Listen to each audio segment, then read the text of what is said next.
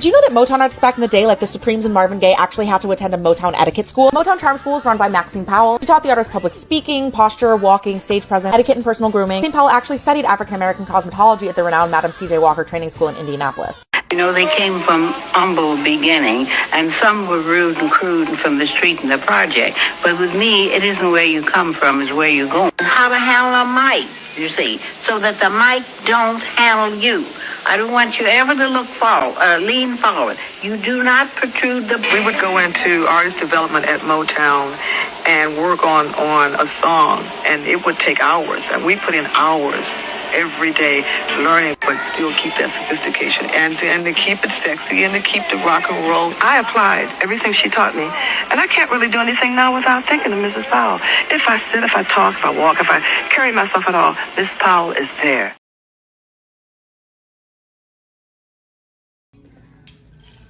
Come on, give me body and shape, body and shape. Pose. Beautiful. Hi. You look so cute, beautiful. Y'all look so cute, beautiful. Thank you.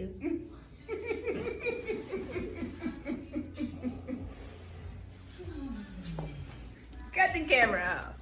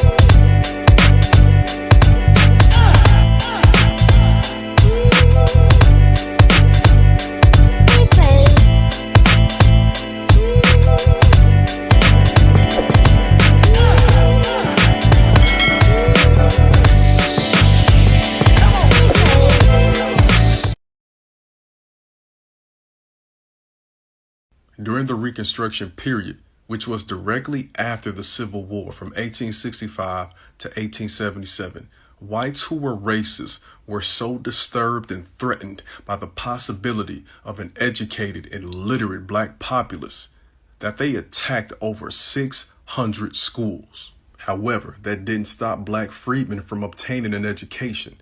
Three important things happened concurrently while these attacks happened. Number one, black folks pulled together their resources, no matter how meager they were, to hire teachers, to build buildings, and to provide any other resources they needed. Number two, the adults were just as committed to getting an education as the kids were. And then there's Bishop James Hood, who helped increase black student attendance to 49,000, and he also helped draft a constitution in North Carolina that provided free education for all. So what's the takeaway? We need to pull our resources together to make sure our kids have everything they need educationally. As adults, we also have to be committed to education as well and understand that we have probably been more miseducated than some of our kids are being right now. And lastly, we need to raise and support politicians who are progressive and focused on educational equity, especially in our community.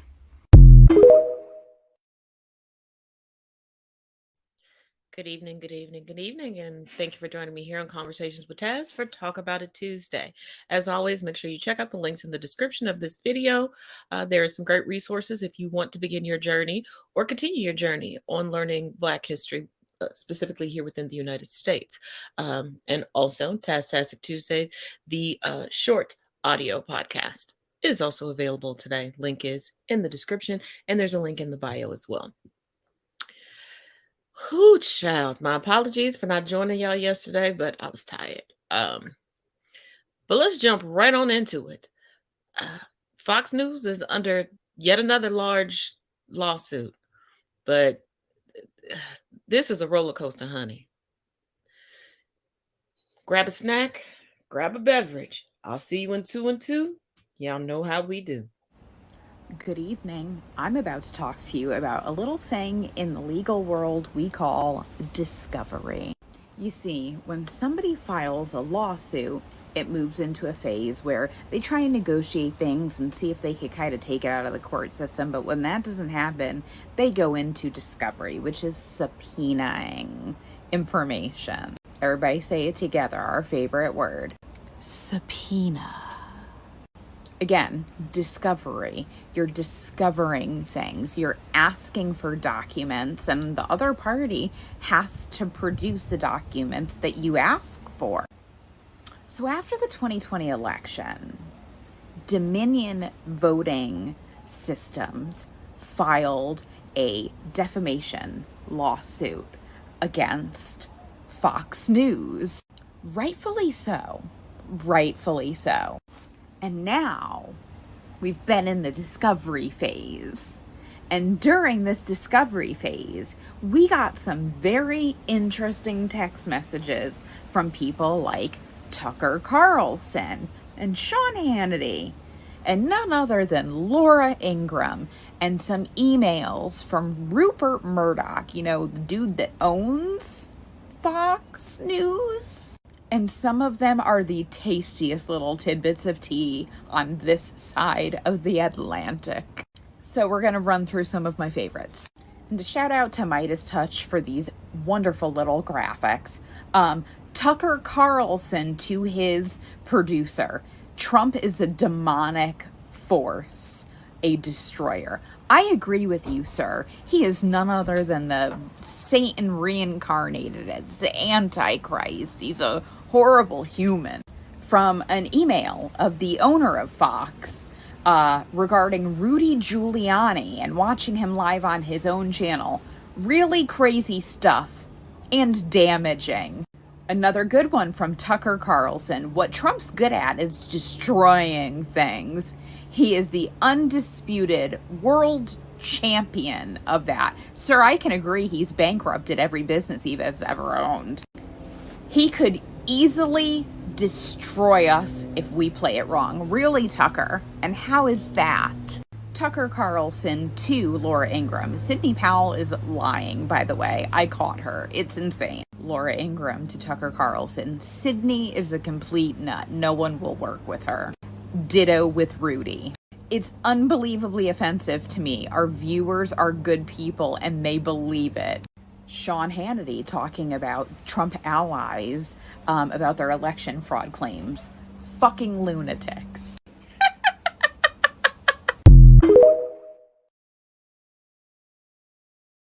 We have so much evidence, I feel like it's coming in through a fire hose. Wow. So, Sydney, you feel that you will be able to prove this. Do you have the software in your possession? Do you have the hardware in your possession? How will you prove this, Sydney? Well, I've got lots of ways to prove it, Maria, but I'm not going to tell on national TV what all we have. I just can't do that. It turns out that the evidence wasn't coming in through a fire hose. It was coming in from a random email from a stranger who described herself as, quote, wackadoodle. Now, Maria Bartiromo knew this, and she booked Sidney Powell anyway. Also in this email was a claim that Justice Scalia did not die in his sleep on a hunting trip, that he was killed at an annual Bohemian Grove event.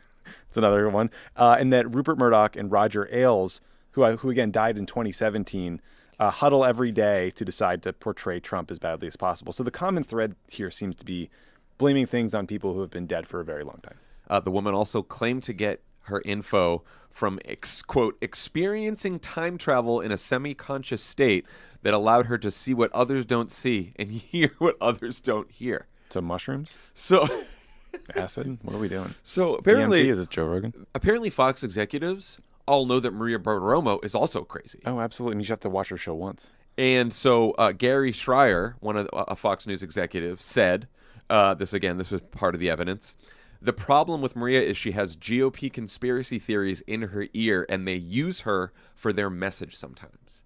And that's who they have on the air all the time.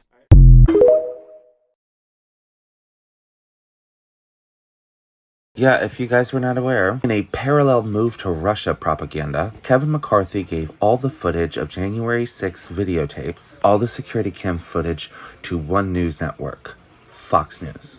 No other news network has that. They gave it to Tucker Carlson, who's literally claimed that it was a casual stroll through the building. It has locations of secure areas where people can hide during the event of, say, an insurrection. Yeah, Kevin McCarthy did that. Where you at, Garland? He exaggerates. He's non-literal. In other words, don't believe what Tucker Carlson says. Those were basically the legal arguments made by Fox News lawyers. Arguments that ultimately convinced a federal judge to dismiss a defamation lawsuit filed by Karen McDougal. The judge said that Fox's attorneys persuasively argued that, quote, given Mr. Carlson's reputation, any reasonable viewer arrives with an appropriate amount of skepticism about the statements he makes. These are quotes directly from Fox's defense here. It says, lawyers said the general tenor of the show should tell viewers that Carlson is not, quote, stating actual facts about the topics he discusses, as instead he's engaging in exaggeration and non-literal commentary. So it basically boils down to this: rhetorical hyperbole and opinion. The judge ruled in Fox's favor, but isn't this embarrassing for the network? Let's bring back Molly Jong fast. What's the big picture here, Molly, about Fox's lawyers saying, hey, Carlson exaggerates? I mean, we know that as viewers. I think we all know his us versus them battles are dramatically exaggerated. But they think all the viewers are in on it. Do you think all of Fox's viewers are in on it? No. And I think what's scary about this is there are millions of people who think that Tucker is a real newscaster. And those of us who watched him for a long time know that he's not. And we know that he's very connected to Republican talking points, and he's more like an activist than even an entertainer. The problem is Fox is always, when Tucker gets in trouble, and this happens with Sean Hannity too, they always use this excuse that they're entertainers, they speak in hyperbole.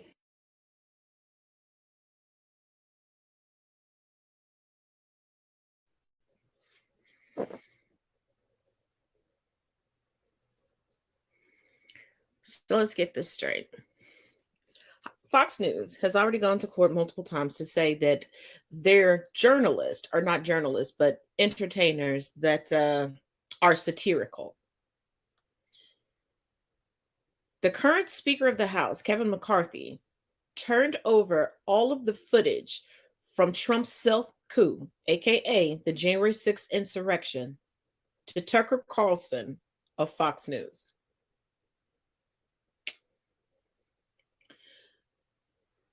All of the head anchors of Fox Entertainment News know full well that they're feeding people BS. But they're afraid of their viewerships and their sponsorships moving to OAN or Newsmax or News Nation. They're more concerned about ratings from right-wing conservative sycophants than putting forth the truth. See, this is what happens when you allow profit margins to cause you to forget that you still reside in the country that you're helping to dismantle. Because the chaos and the discourse and the lack of actual work being handled on Capitol Hill right now, that affects each and every one of us. Because should the United States turn into a third world country, when it goes into its Mad Max era, the money you have in the bank is null and void. No one will care. That hierarchy is out the window. There's going to be no one to come and fluff your pillows. There's not going to be a security detail.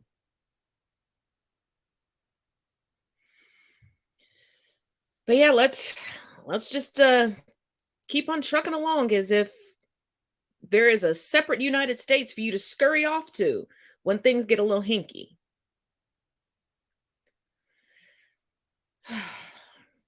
But from one story of craziness to the next, let's take a look at gun laws going on in Missouri. Y'all aren't going to believe this one.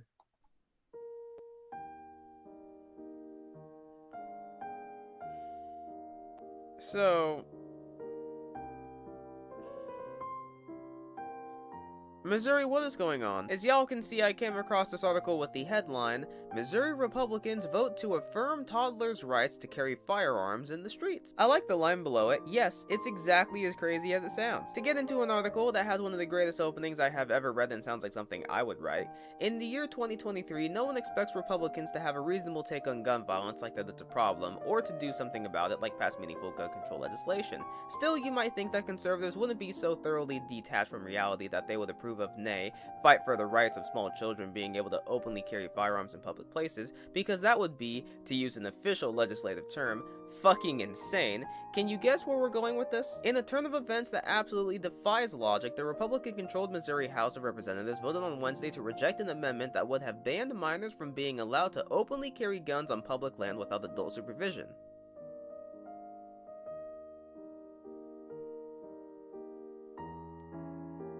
This is America. To be clear, the proposal rejected this week was not seeking to ban minors from openly carrying weapons on public land, period, but simply from doing so without an adult supervising them. But apparently even that was too much for the state's conservatives, who quite literally believe it's fine for actual kids to walk down the street carrying guns. The proposal was defeated by 104 to 39, with just a single Republican voting in favor of the ban. Now, see, I already had incentive to not go to Missouri because, you know, but I am now officially gonna mark Missouri down as a place I am never going to visit. I screenshotted a lot more of that article. I'm not even gonna read it in this video. I already know somebody watching this video is gonna comment something like, well, come on now, let's be fair. What else did the amendment include? Something about gender-affirming care? You liberals always trying to sneak stuff in with your amendables. The fact that over 100 people voted in favor of kids being able to carry firearms without adult supervision is lunacy, and I'm not gonna lie, it's got me stinging with frustration. If there's anything in this world that constitutes as being asinine, acid 10, acid 100, it's that. Let this sink in, y'all. Conservatives would rather let a 14-year-old girl carry around an AR-15 without adult supervision before they let her get a schmabortion. In case you were curious about the current state of the Republican Party, they are beyond saving. And before anybody goes, well, what's the likelihood of a small child or a child carrying a gun? Have you not heard of school shootings? Let's not forget that recently we had a school shooting occur by the hands of a 6-year-old child. And before you go, oh, that was a one-time thing, I want you to take a look at this. Take a look at this. I thought I wasn't going to have any content today, but then I realized I lived in America and all I had to do was wait. For the second time in 2 months, a 6-year-old in Virginia brought a handgun to school. Now, thanks to MIL, nobody got shot. And I, for one, am ecstatic that the mother is facing charges.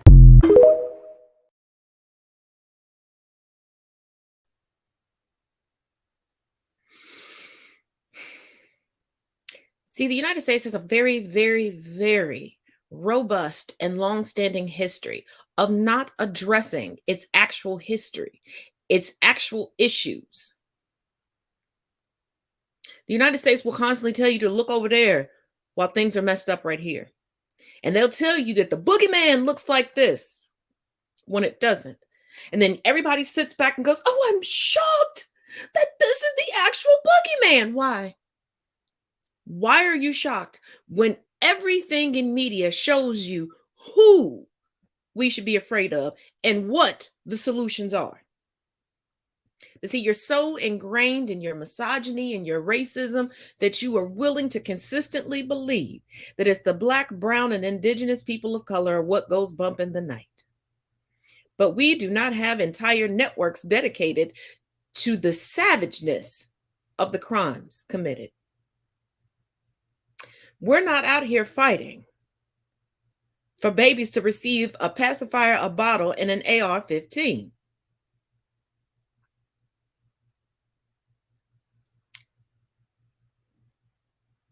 Just some food for thought. And before you go, well, we need good guys with guns. Yeah, wasn't that the methodology behind the police force? And let's take a look at what they've been up to recently. Buckle up. A new lawsuit alleges that a mentally ill man who was arrested for firing a gun during a welfare check froze to death in an Alabama jail's freezer. Anthony Mitchell's family had called police for a welfare check, noting that he had been taking the death of his father very poorly and had said things to them like that he believed his stillborn baby brother was in the attic and that there was a portal to hell under the house and that he could go to the afterlife and help them. His first day in jail, he was tased by police and his false teeth came out. They were placed in a plastic bag and they were not returned to him, so the family suspects that he was not given solid foods for 3 days. He was then restrained, practically naked, and put in the freezer, where officials believe he died of hypothermia. This is an ongoing investigation.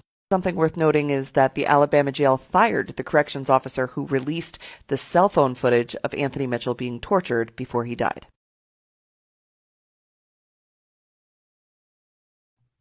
So let's not penalize the officers who thought that it was appropriate to take a whole human being and put them in an industrial freezer. Let's fire the person who decided that this murdered individual deserved justice and that this shouldn't be swept under the rug and lied about.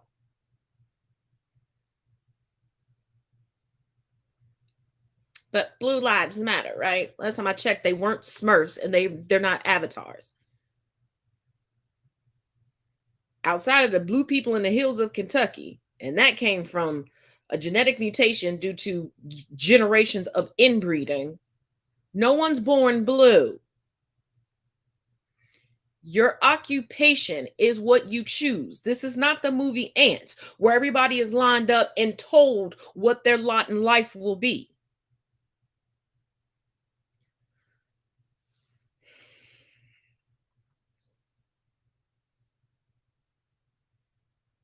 But y'all have no problem with the blue flu. You just have a problem with it being called out. And before you go, but we need the police. They solve so many crimes. They prevent so many crimes. No, they don't. No, they don't. This is why so many people are now reliant upon genealogy and ancestry tests and DNA to get answers. Because if the cops were really worried about protecting and serving and it wasn't just a great tagline and PR campaign, things like this wouldn't still exist in the United States that is marketed as a melting pot. Take a look. I don't normally post this late, but this isn't going to wait. San Jose, California, a street vendor is just trying to sell his products, and the owner of a business close to where he's set up decides to do this. Why didn't you leave? Get out of here. Get out of here. Oh. Get out of here. Leave. Why? Get out of here. This is illegal. Why? ¿Por qué me pegas? Take it easy. I'm gonna, Take it easy. No. Take it easy, sir. No. This Take is wrong. it easy. This is illegal. You being illegal, you Why? reporting that? No problem. Go ahead. You are criminal. Yeah, why? Yeah. No, go. You're not getting. You want to do this? You want to do this? This problem is for you, not for me. This is my property. It's not for police. It's my property. Yeah. You call the police here. Yeah, Tell yeah. them you're doing wrong. Yeah. Yeah. No problem. I'm gonna break your car. Yeah. Yeah. Oh! Hey, sir, take it easy. Hey. Sorry. Don't do that. Okay. This is poverty area, my friend. Go. Take it easy, sir. Mark, get this one. Yeah. Why? Ready? Yeah. Ready? Go. Go. I think we're gonna have everybody It's doing video Inter here. Auto Parts. Yeah, absolutely. Bring it. Okay. This one no good, eh? Oh, this is no good. Yeah, why? No good. As you mock him, parroting back, this is no good in that little racist way you did. But I like what you said just before that. You said bring it. So here we go. You harassed and threatened him with violence. You damaged his property, knocking over coolers and his products and so forth. You threatened him with lighter fluid at one point. You said you were going to damage his vehicle, and you went and got in it and did damage inside of it. Then you came out and at least twice made contact with him physically with your bat. You also handed a shovel to your other employee, implying that he should use it on him. And you did all that while calling him illegal and saying, go ahead and call the cops, because people like you love to believe you can get away with stuff like this based on what his immigration status might be, and you can't. You kept calling it your property, so does that make you Kenny Ho, operation manager and vice president of Intex Auto Parts? I mean, it's hard to know for sure. This image is 13 years old, but could be. Regardless, you're still responsible, even if that was just an employee. And based on the Google and Yelp reviews, people are already letting you know, but quite frankly, that's not enough. So I hope that the local press picks this story up and that local law enforcement comes and has a real serious conversation with you about why this wasn't okay.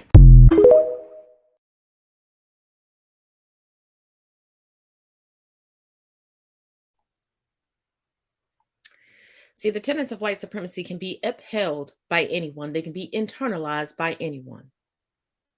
And this is why we say that the model minority myth is detrimental to everyone. Everyone. Because when you convince yourself that you are no longer a person of color, that your adjacency to white now makes you white, and you now have white privilege, and you can walk around and demonize and assault and commit crimes against people of color. Hey, colonizer.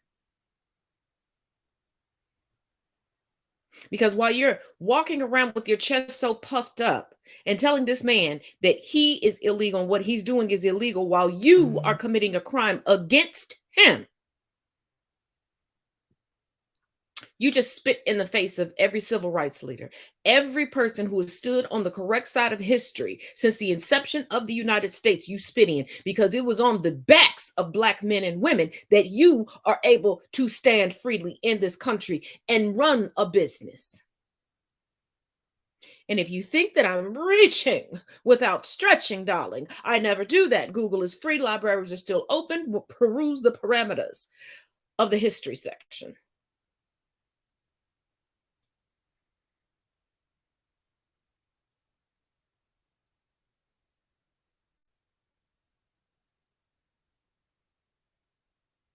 Now, before we get into the Black History Month ad, let's, because 'tis Mardi Gras season, let's get into the history of Mardi Gras beads.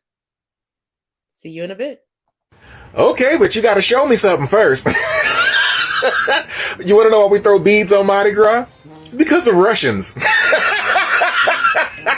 Specifically, the Russian Grand Duke Alexis. He came to town in 1837 to visit the newly founded crew of Rex. And it was during that visit that the crew of Rex decided to use the Grand Duke's royal colors for their own. And then later they gave those colors meaning. For example, purple now represents justice, gold represents power, and green represents faith.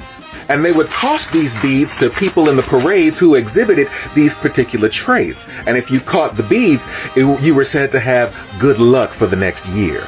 Now, originally, these beads were made out of glass, but today they're made out of plastic, and you don't even have to exhibit these traits to get them. All you got to do is show me something.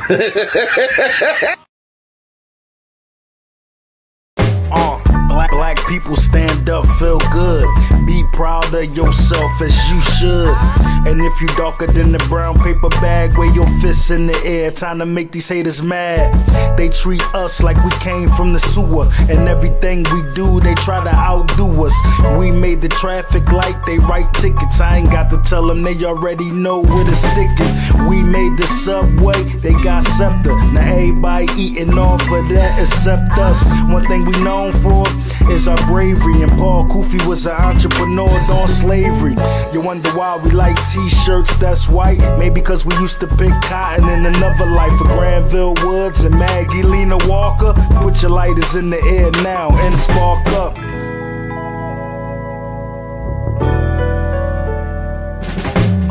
One of the things that they never made clear, why Black History Month the shortest one of the year. Just one of the things that make me think. Woman who was a pioneer of modern nursing and saved soldiers' lives during the Crimean War. No, not Florence Nightingale. I'm talking about Mary Seacole. Born in Jamaica to a black businesswoman and doctress, or a healer, and a Scottish lieutenant, Mary Seacole really blended the burgeoning field of Western medicine, thanks to her dad's connections in the British military, with traditional medicine. She was an expert in combining both healthcare and self-care. So Mary was already a world-traveling nurse when the Crimean War broke out. After being denied a place in the official contingent of nurses that was being sent to support the British troops, organized by Nightingale, she just went to Crimea on her own and set up her own business. Her British hotel, as it was called, was basically just like an outpost perched in the middle of the Black Sea that she herself built from driftwood, packing cases, and other salvage materials that she found on the journey there. There, she provided refuge for British soldiers. It was basically a place where they could get basic medical care, good food, entertainment, and rest. Seacole knew the importance of hygiene and basic healthcare. She aided wounded soldiers directly on the battlefield, but she also understood that there was more than just traditional healthcare to nursing, right? At her British hotel, she hosted a famous French chef, and she would serve tea and other herbal remedies to wounded soldiers. So next time you're feeling bad, take a page from Mary Seacole's book. Go get checked out by a trained professional, but then come home, brew yourself some tea, and eat your favorite feel-good food.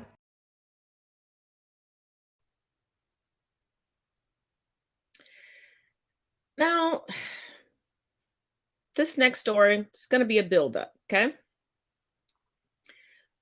I'm going to show you a plausible journey how one becomes such an egotistical, misogynistic passport bro, and how that is connected to the whole Andrew Tate, Kevin Samuels type of mentality.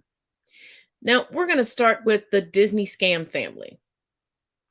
Meet my son, Cannon, our thrill-seeking boy who can't get enough of Disney theme park rides. The only problem, you ask? He's just not tall enough for the big ones.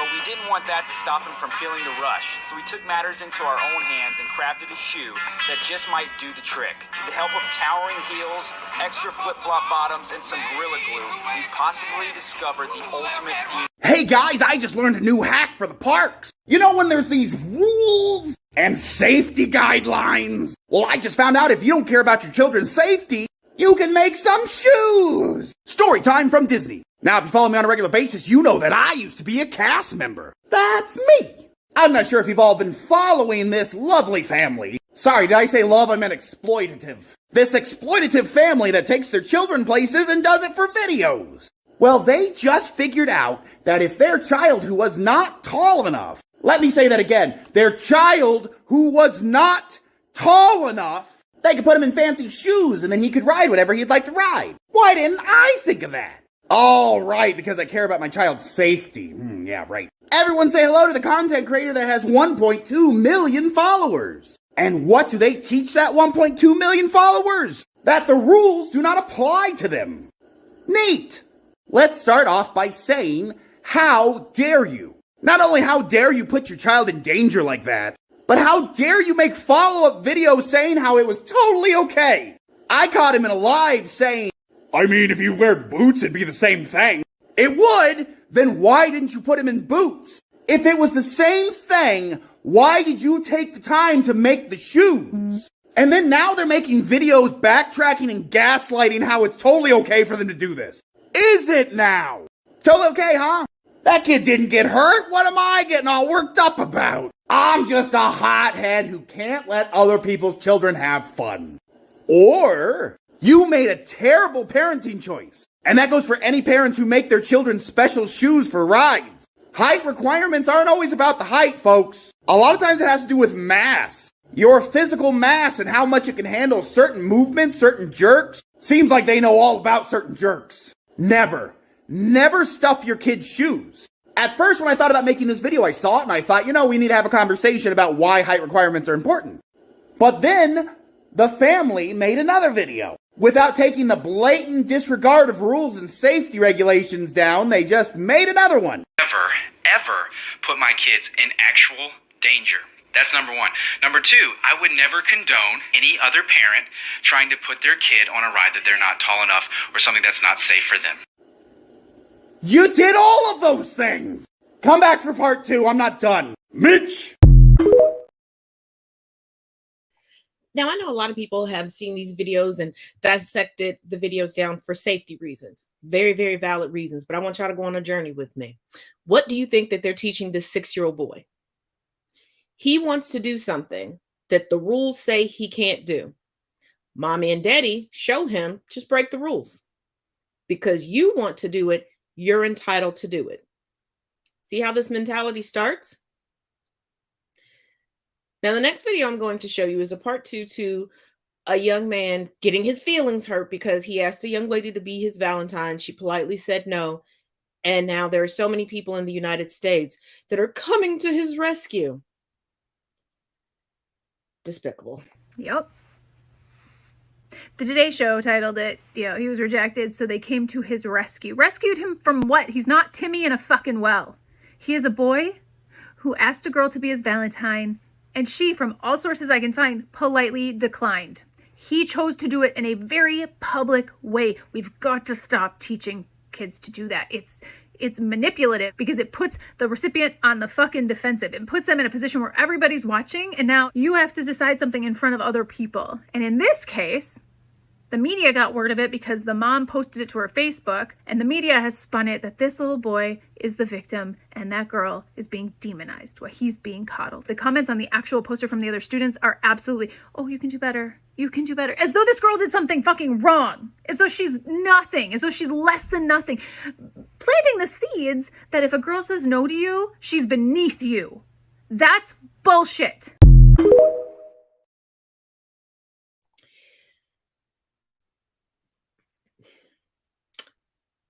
If you can teach your daughters and young women that rejection is a part of life, why can't you teach little boys and young men the same thing? Why is it always, she's going to miss out. She doesn't know what she's missing without you. You're the product. No, you're not. Just because you want something or you desire someone does not mean you're entitled to them. You don't get to be coddled because someone told you no. This causes you to grow up and not see women as individuals and as people. And any type of pushback you take personally, to the point where now you have a group of men fleeing the country because they say that United States women are too materialistic, just want you for your money, too opinionated, to go get women that they have to pay to bring over here and must promise to sustain them while here. Lord, the hypocrisy. But, and these people who have these issues seem to love getting stranded. Let's take a look. What up, y'all? I'm here still in DR. I missed my flight last night. I just got off the phone with Spirit. I'm waiting on them to call me back. It's a $100 reschedule fee.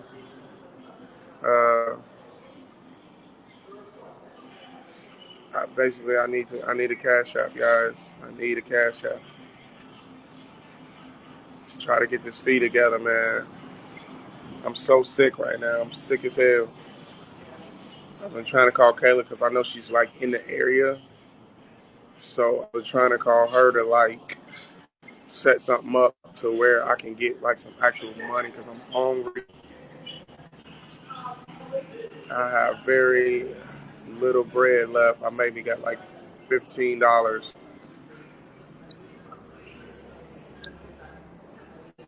I'm just calling on the subscribers now to see can I get another 100 to get the reschedule fee. They try to make me book for a whole nother ticket. I can argue with that guy. I don't got them customer service with Spirit for had to be at least 45 minutes. I'm damn near, I don't know if y'all can hear, I lost my voice yelling up there and then yelling at customer service. Yeah, man, this trip turned out to be so bad, yo. This trip was so crazy, guys.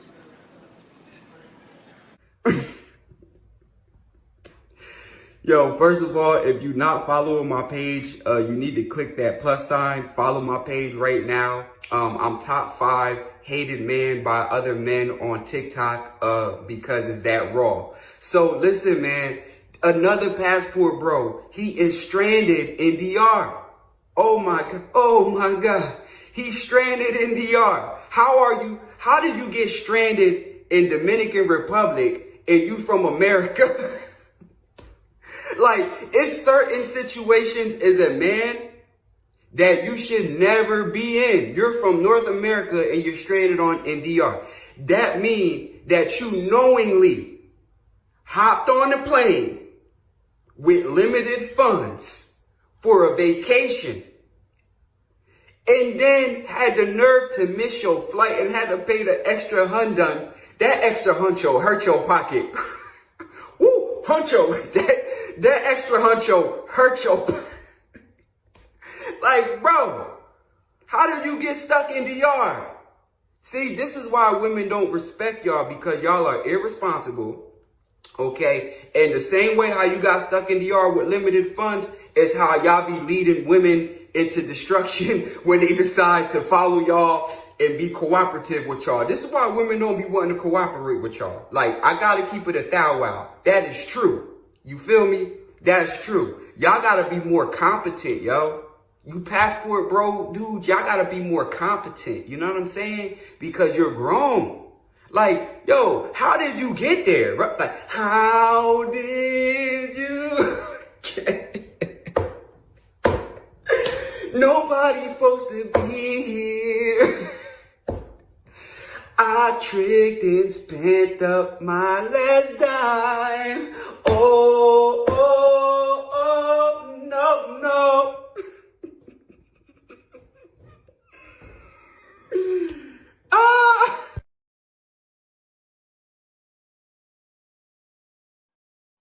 This trip, guys, has been hell. Literally, yo. My content, this sub-content, the beefs, the trolls, the haters, my content, my life. Do you guys understand? It's downsides to being famous, yo. I'm going back to the zoo Memorial Day weekend, straight up. I just can't stay away, man. But I'm gonna have my budget right this time. I can't stay away, yo. I cannot stay. I cannot, man. Straight up, I can't. It's tough. It's like a gambler's addiction. It's just tough, man. It's tough to stay away, bro. It's tough to stay away, bro. It's super tough. I'm fine. So what's up? I said.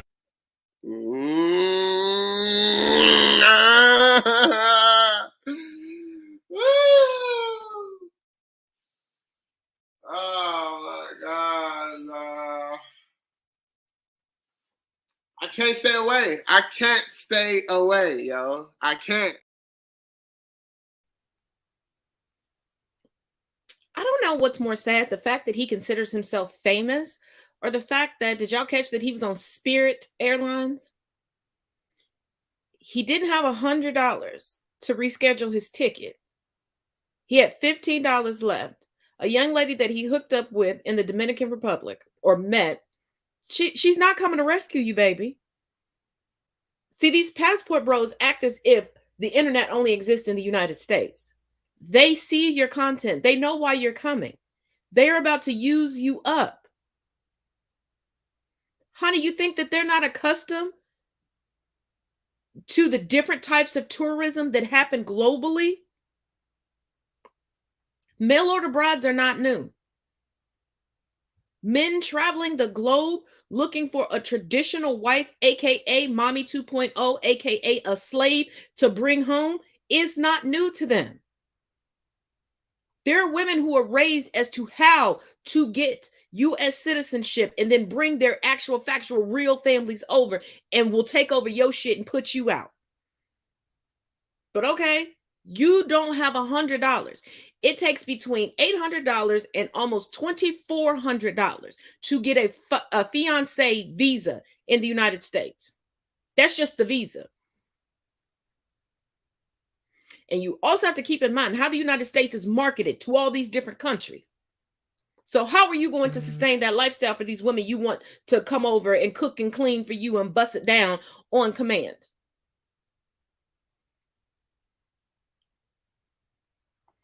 And see, a lot of these men that become passport bros are still butthurt from the first time, like we saw with the little boy, with the Valentine. He gonna carry that for the rest of his life because he's been coddled.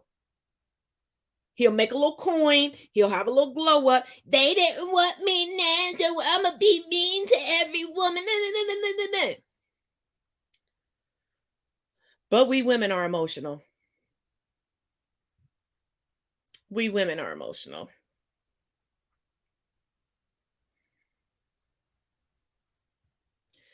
Now, before we move on to Marjorie Taylor Greene, now I know everybody is waiting for Ron DeSantis to just go ahead and officially admit that he's going to run for presidency in 2024. He held a speech in front of about 150 cishet white men in Staten Island, New York today. But just like Trump, I keep telling y'all the similarities are there. He's facing a lot of lawsuits. And just like Trump, he wants other people to pay for his defense. Take a look.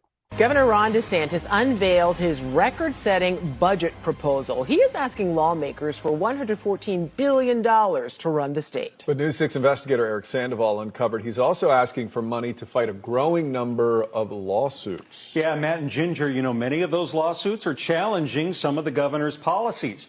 We found out his office alone is asking for more than double the money they currently have to fight those court battles. That price tag is being paid with your taxpayer money. From his decision to transport migrants, they went from Texas to Florida to Martha's Vineyard, to his signings of the so-called Stop Woke Act, and the Parental Rights in Education bill. The battle against Don't Say Gay is far from over. It doesn't end today. Governor Ron DeSantis' policies are being challenged. News 6 counted at least 17 lawsuits that have now been filed in state and federal courts, and taxpayers are picking up the tab.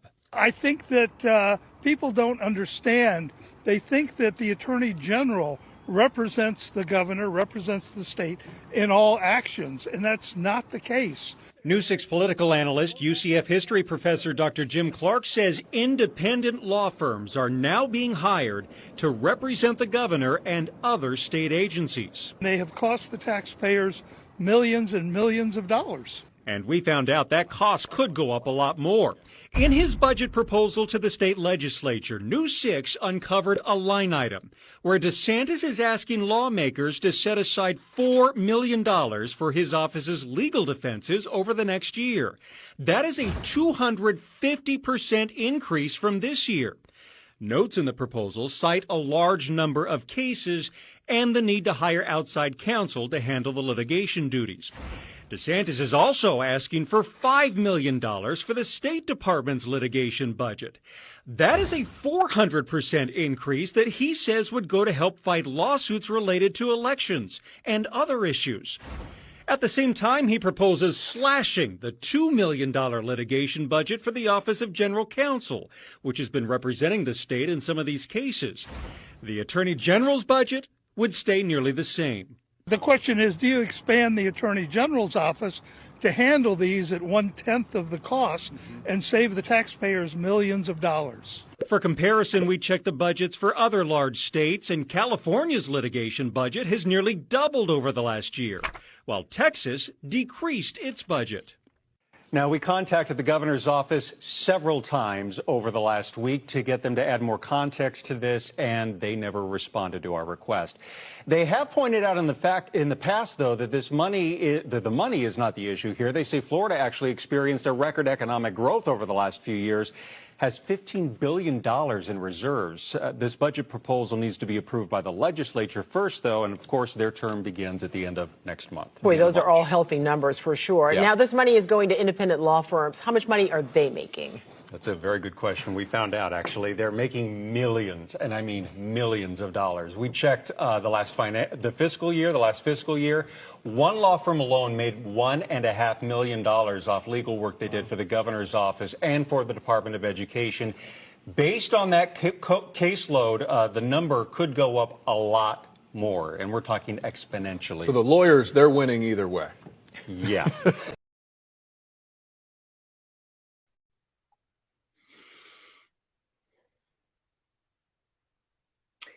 See, Ron DeSantis, Ron DeSantis makes all of these Henry Ford, Hitler-esque legislative moves. He's not worried about the repercussions.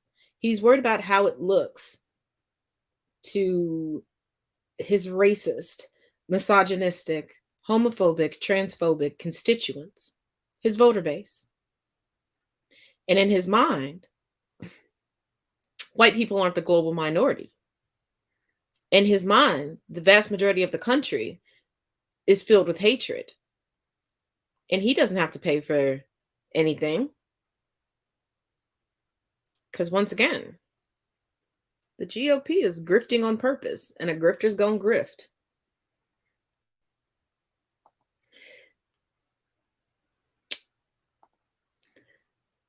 Just like he now has his woke busters that can go into schools and check children's bags to make sure that they don't have any of the banned books. Because yeah, that's the problem in schools. But let's get on to Marjorie Taylor Greene, who is now calling for a Civil War 2.0. This is why education is elevation, and very much so needed to be taught properly. Because y'all, the South never rose. South destroyed itself and is still recovering. But let's get into it. Everyone's favorite Facebook status come to life is back in the news. You know who I'm talking about? She supported a theory claiming people in government were Satan-worshipping pedophiles, and then she went to work alongside them. Does this ring a bell? Maybe you remember this viral clip where she dangerously implied the Capitol insurrectionists should have been armed. If Steve Bannon and I had organized that, we would have won. Not to mention, it would have been armed. That's Marjorie Taylor Greene we're talking about. We all remember her, right? The former owner of a CrossFit gym, aka the place where people want to become trucks. We remember her, yeah? She was all weirdly obsessed with QAnon. Q is a patriot. We know that for sure. If you forgot about her, you aren't alone. House Democratic leadership rendered her somewhat useless when they stripped her of her committee assignments in 2021 after she encouraged violence against Nancy Pelosi and peddled conspiracy theories like claiming the mass shootings in Vegas, Parkland, and Sandy Hook were staged, claiming the 2018 California wildfires were caused by Jewish space lasers, and falsely suggesting a plane never crashed into the Pentagon on 9/11. We had witnessed 9/11 and the so-called plane that crashed into the Pentagon. It's odd, there's never any evidence shown for a plane in the Pentagon. But today, with Republicans controlling the House, she's back to work on two committees: the House Committee on Oversight and Accountability and the House Committee on Homeland Security. Recently, MTG has said that the Oversight Panel, which focuses on government-wide accountability, could arguably be the most important committee, which is also what I say about teams I'm on. She said, Joe Biden, be prepared. We're going to uncover every corrupt business dealing, every foreign entanglement, every abuse of power, and every check cut for the big guy. She'll work in tandem here with Paul Gosar and frenemy Lauren Boebert, who she got into an argument with over Kevin McCarthy in a bathroom near the House floor. MTG and McCarthy have what appears to be an unlikely yet unbreakable bond, a sign that the establishment understands the party is shifting further to the right. So far, this bond has been good to her. In addition to the Oversight Committee, MTG has been given a seat on the Homeland Security Committee, a committee focused on combating terrorism. This is an interesting fit for MTG, given that she said we would have won if she had led the terrorist attack on the US Capitol. I guess it's good to have a person on the inside.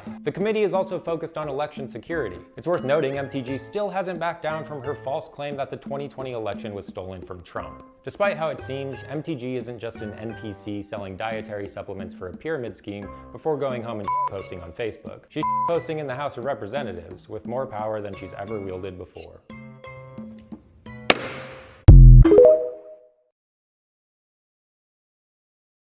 Oh, please, oh, please, oh, please. Fuck around and find out. Fuck around and find out. Oh! Borgflick McYeast is saying for red states to secede. Please fucking do it. Just do it. See how quickly you'll come begging blue states for a handout.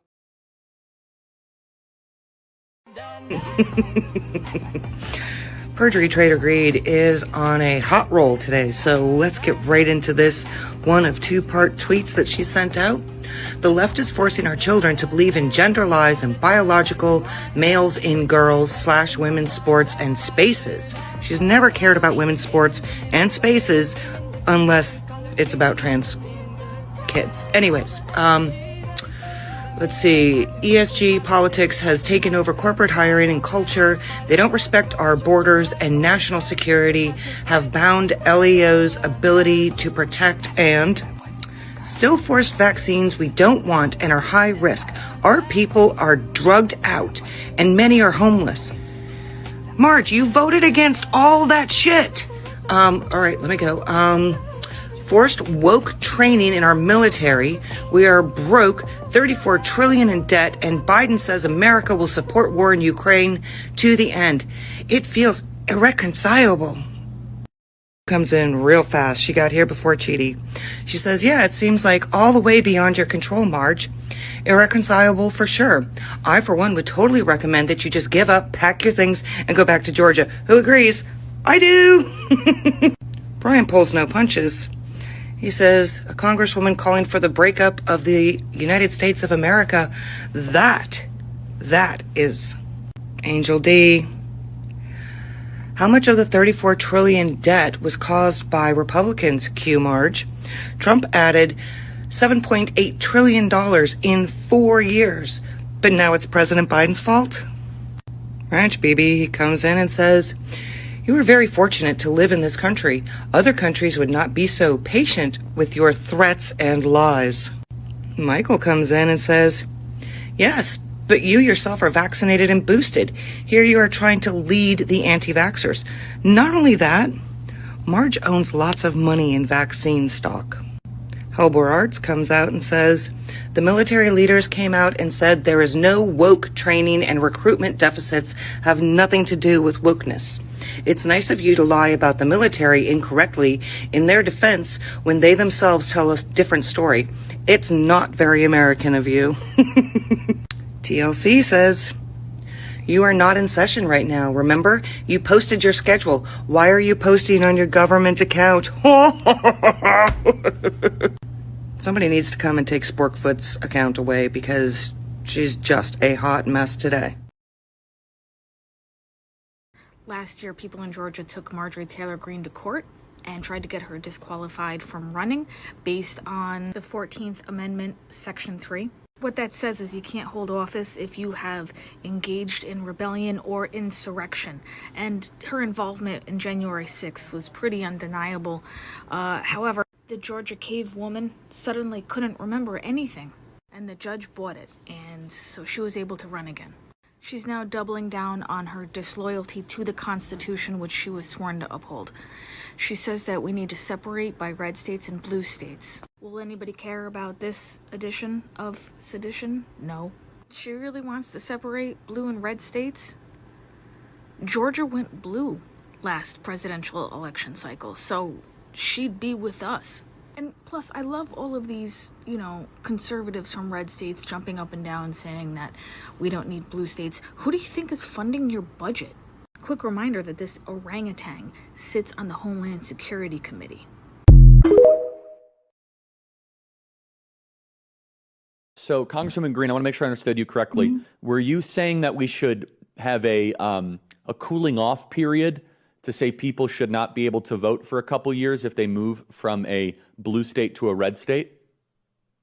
It would be something I would highly recommend with the mass exodus of states like California and New York, where people that have lived in these Democrat states all their lives and really just don't know any other way. But then when they move somewhere like Florida or Georgia or Texas or another red state, and they always love it. And they are just praising how wonderful it is. But yet at election time, they turn around and vote Democrat like they always have. Well, they really are like newcomers ruining our beautiful red states and trying to change the values that we have. And I think a smart thing for Republican states to do would be say, you know what, we'd love for you to move here. We welcome you to our state. And if you like the way it is, we want to keep it that way. So a cooling period would be great. You can still vote in federal elections, but maybe we don't want you to vote in our state elections for a while. And that's something that they could do in a national divorce. I don't know, give them maybe 5 years, 3 to 5 years to realize and learn why the red states are the way they are. And it's because of Republican votes, not Democrat votes. If you can hear the screaming, that is the ACLU already preemptively filing a lawsuit.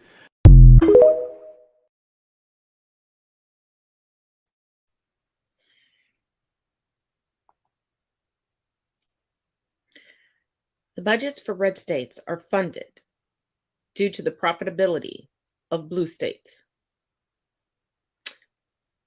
Are we just going to forget that Governor DeWine of very red Ohio is damaging his state and it is trickling down to Kentucky? You're absolutely right. What values?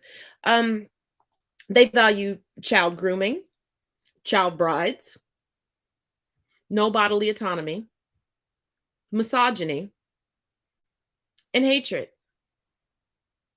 Ooh, what great states. Their states are the most violent, the most uneducated, the most in need of resources for children, and the most utilizing of socialist benefits.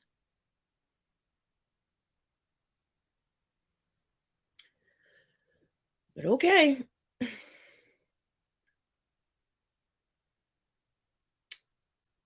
But okay.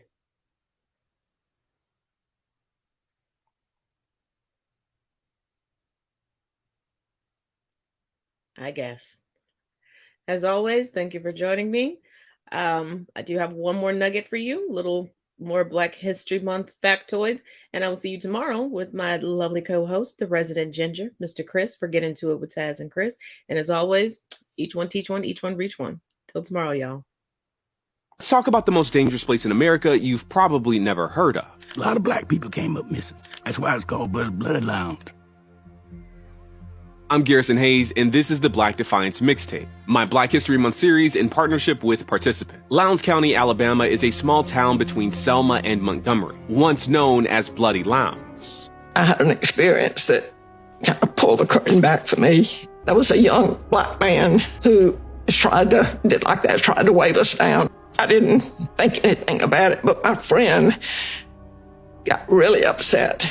She wanted to go tell somebody about it, and he was killed that night.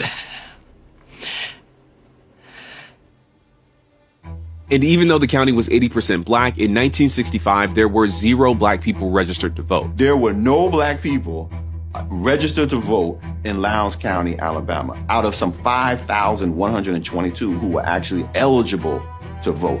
And the way white folks in power made sure of that was through violence. But this town became the birthplace of the Black Power movement. And the steps they took, the moves they made, are all recounted in firsthand detail in the new documentary Lowndes County and the Road to Black Power. I really love this film. It's streaming right now on Peacock. Check it out.